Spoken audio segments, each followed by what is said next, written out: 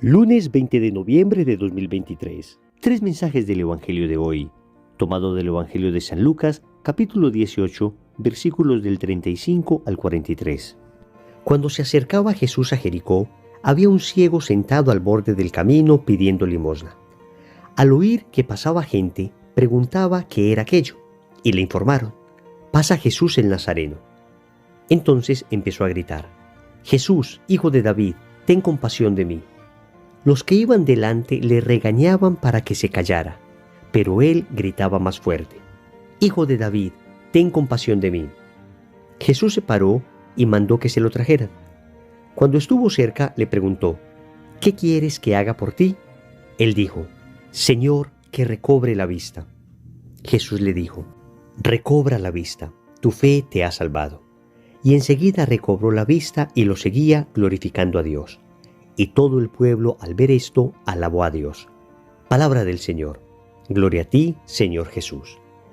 Queridos amigos, tenemos hoy el famoso pasaje del milagro, de la curación, de la sanación del ciego Bartimeo.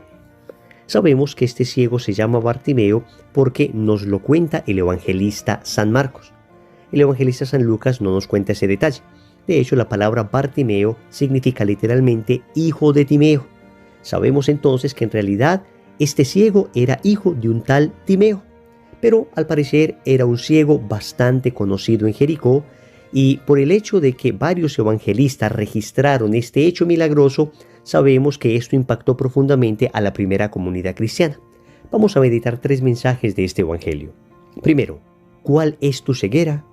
Segundo, siempre habrá alguien que te critique.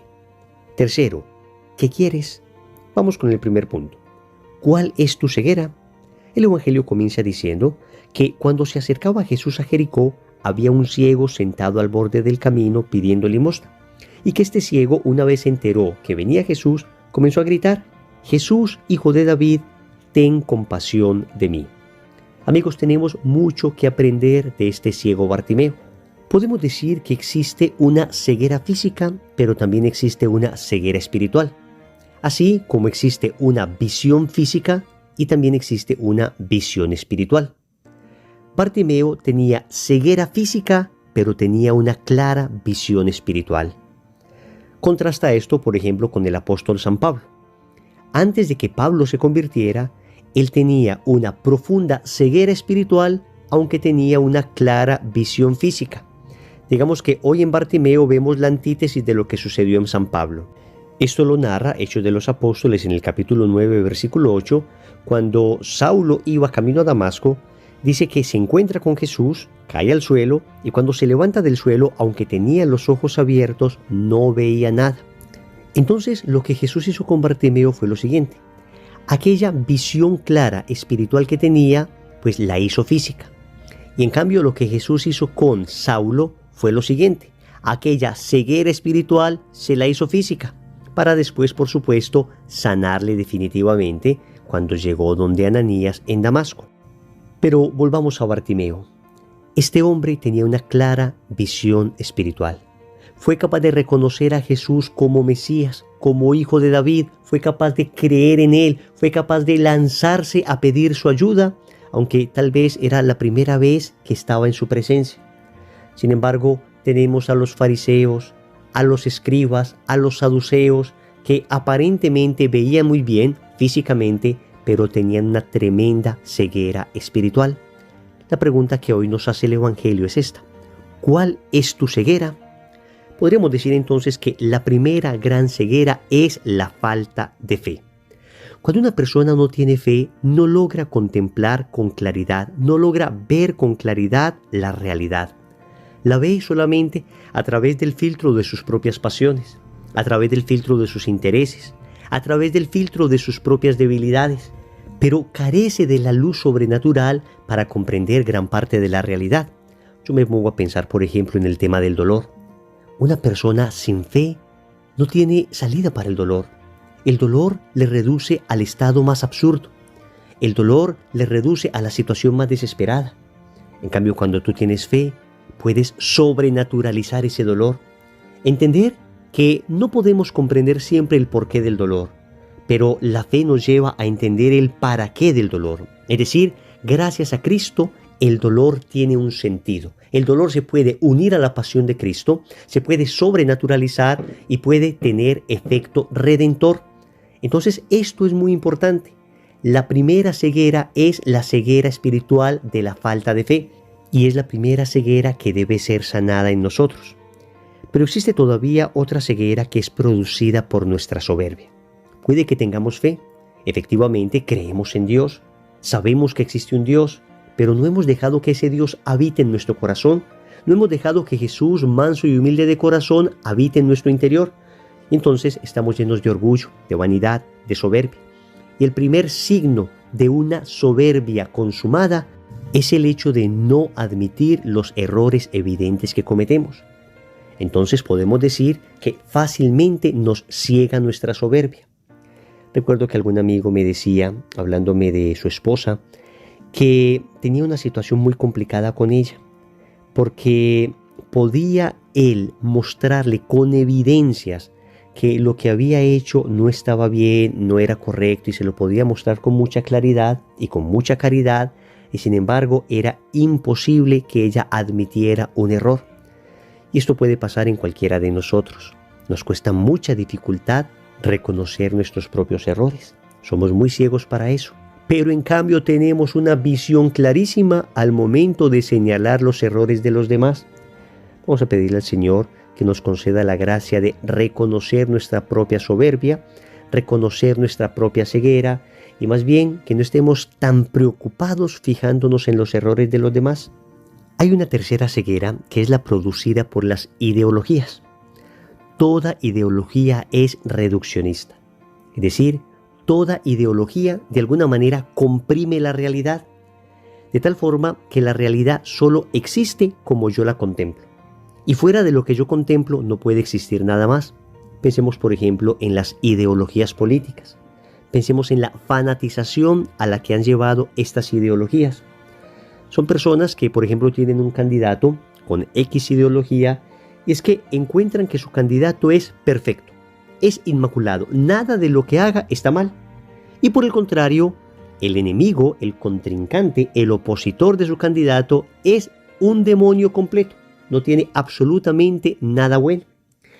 Si de repente tú consideras que un candidato es perfecto, impoluto, santo, inmaculado, aunque te muestren errores evidentes de este candidato, y consideras que su opositor es un demonio que no tiene absolutamente nada de bueno, aunque evidentemente te muestren que ha hecho cosas buenas, entonces, amigos, podemos estar ciegos de ideología política. Uno tiene que ser amplio, uno tiene que ser más equilibrado, uno tiene que adherirse más bien a ideas que a personas. Ciertamente, incluso en el grupo de personas que apoyemos políticamente, que siguen nuestras ideas, debemos reconocer que existen errores. Nunca pongamos como dioses a los políticos, queridos amigos. Nunca. Porque esto trae cegueras espirituales muy fuertes que terminan dividiendo incluso nuestras familias y acabando hasta con nuestra fe. De hecho, la fe católica es muy bella, porque la fe católica te enseña no solo a creer, sino también a pensar. Te enseña a utilizar la razón. Nunca te dice que hagas algo solo por fe. Siempre te dice fe y razón, precisamente para evitar una manipulación ideológica de la fe. Entonces, cuidado con estas cegueras, que podemos estar nosotros padeciéndolas aún sin darnos cuenta. Segundo, siempre habrá alguien que te critique. Le pasó a Bartimeo. Dice el Evangelio que los que iban delante le regañaban para que se callara. Amigos, lo sorprendente es que estas personas que iban adelante estaban siguiendo a Jesús. Cuando yo empecé mi camino de conversión, esperaba que todas las personas con las que me encontrara en los grupos de oración, en los movimientos, en las parroquias, fueran algo así como unos ángeles. Rápidamente me choqué contra la terrible realidad. Resulta que no todos son ángeles. Y resulta que nosotros mismos tampoco lo hemos sido siempre para las personas que han querido entrar al camino del Señor, que han querido convertirse, que han querido venir a nuestra comunidad. Desafortunadamente, en muchas ocasiones, sea por un problema de carácter, sea por un problema de formación teológica, sea por un problema, qué sé yo, de envidia espiritual, muchas veces dentro de las propias comunidades hay personas que te van a desalentar, hay personas que no te van a animar. El Evangelio dice que estos iban adelante. Y es que puede suceder que precisamente esas personas que están más adelante en el camino del Señor sean muchas veces los que nos desestimulen. Atento, no estoy diciendo que siempre sea así. Hay gente muy adelantada, adecuadamente adelantada en el camino espiritual, que está llena de caridad y que te tiende la mano y que te ayuda, que serán parte de ese otro grupo que Jesús envía donde Bartimeo para decirle: ánimo, levántate, el maestro te llama. Esto no lo narra hoy el evangelista San Lucas, pero San Marcos lo narra con mucha claridad. De manera que, aunque hay un grupo que te va a desanimar, hay otro grupo que te va a alentar, que te va a estimular. Esto no nos puede hacer perder la paz. Tenemos que entender que en el reino crecen juntos la cizaña y el trigo. Esta es la realidad del Evangelio. Va a haber gente como cizaña que te va a desanimar, va a haber gente como trigo que te va a animar. Lo importante es que nosotros jamás seamos cizaña, jamás seamos de aquellos que desaniman a las otras personas en el camino de la fe. ¿Qué actitud debemos tener nosotros ante las críticas? Una actitud doble. En primer lugar, humildad. Y en segundo lugar, templanza. Humildad para saber discernir con claridad qué de lo que me están diciendo, qué de lo que están criticando de mí es cierto. No podemos simplemente cerrarnos y pensar que todo lo que me critican es falso. No, amigos, muchas veces hay críticas muy bien fundadas. Entonces, con humildad debemos tratar de reconocer en las críticas que puede ser de cierto para tratar de cambiar. Si nunca admitimos una crítica como válida, jamás progresaremos en la vida espiritual, ni en la vida profesional, ni en la vida académica. Las críticas bien fundadas y bien hechas son muy importantes porque nos ayudan a mejorar. Incluso cuando a veces las formas en que critican lo que hacemos no son las correctas, pues tampoco por ello deberíamos dejar de tratar de percibir qué de cierto hay en esa crítica. Pero al lado de la humildad debe estar la virtud de la templanza. Porque puede suceder también que nos descorazonemos, nos desanimemos fácilmente con las críticas. Y entonces cualquier crítica, falsa o verdadera, puede terminar arruinando un proyecto bello que estamos desarrollando, arruinando un lindo camino de santidad. Debemos entonces con mucha humildad reconocer qué de bueno, qué de verdadero, qué de genuino hay en esa crítica, pero también con templanza saber que debemos seguir adelante, debemos seguir luchando. Como Bartimeo, debemos gritar más fuerte, debemos seguir pidiendo al Señor que nos ayude. Entonces, levantarnos con fuerza, no dejar que las críticas nos aplasten. Tercero, ¿qué quieres? Dice el Evangelio que cuando Bartimeo estuvo cerca de Jesús, el Señor le preguntó: ¿qué quieres que haga por ti? Y Bartimeo le contestó: Señor, que recobre la vista. Amigos, qué delicadeza la de Jesús. Obviamente, Bartimeo ciego quería que el Señor le sanara, quería que el Señor le devolviera la vista. Pero el Señor, en su caridad exquisita, le pregunta: ¿qué quieres que haga por ti? Porque en el fondo, muchas veces nosotros no sabemos lo que debemos pedir. Muchas veces no hemos identificado adecuadamente lo que necesitamos. Y es una pregunta que nos hace el Señor hoy a nosotros. ¿Y tú qué quieres? ¿Qué le responderías al Señor? ¿Hacia dónde se inclinan tus deseos, tus sentimientos? ¿Hacia dónde se inclina tu voluntad? ¿Qué es lo que quieres en este momento en tu vida? ¿Quieres lo mundano o quieres lo divino? Es decir, todas tus fuerzas las estás desgastando solamente en cosas de la tierra, en cosas temporales, no siempre malas. En ocasiones sí, pero no siempre malas. O en realidad tu corazón está más inclinado a lo sobrenatural, a lo divino, a lo espiritual, a lo eterno, sin descuidar, por supuesto, las realidades temporales. Pero puede que lo que quiera nuestro corazón, el hambre que tenga nuestro corazón, sea solo un hambre de cosas humanas, materiales. Y entonces quedamos vacíos de lo sobrenatural, de lo eterno. O lo que quieres es solo para ti. ¿Quieres incrementar aquello que te hace más egoísta? O al contrario, lo que quieres es para los demás, para los otros, para tu familia, para compartir con otros.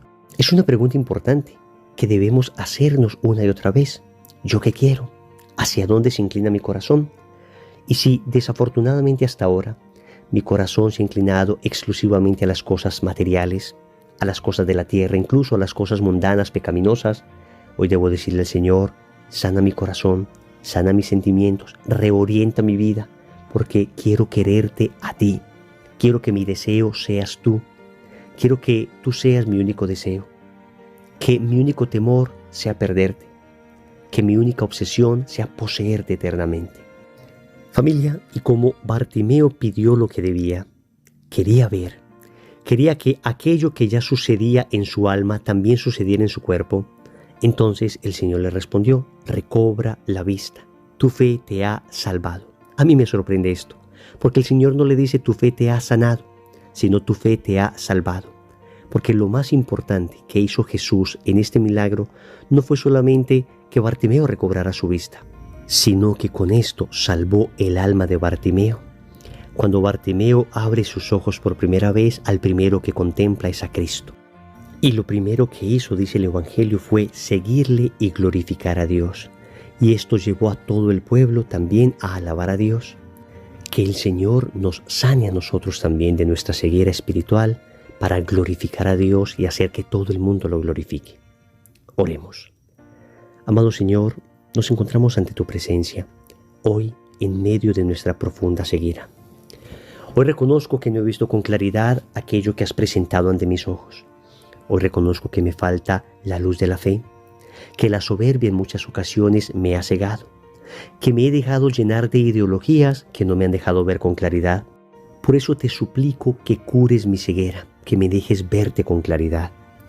También te suplico, Señor, que me hagas fuerte y humilde ante las críticas, que me dé la fortaleza que necesito para que las críticas no me aplasten, pero que también tenga la humildad de reconocer mis errores. Finalmente, quiero responder a la pregunta que me haces. ¿Qué quieres? Te quiero responder con esto. Te quiero a ti, Señor. Te quiero solo a ti, pues solo tú me llenas. Señor, dame lo que me pides y pídeme lo que quieras. Amén.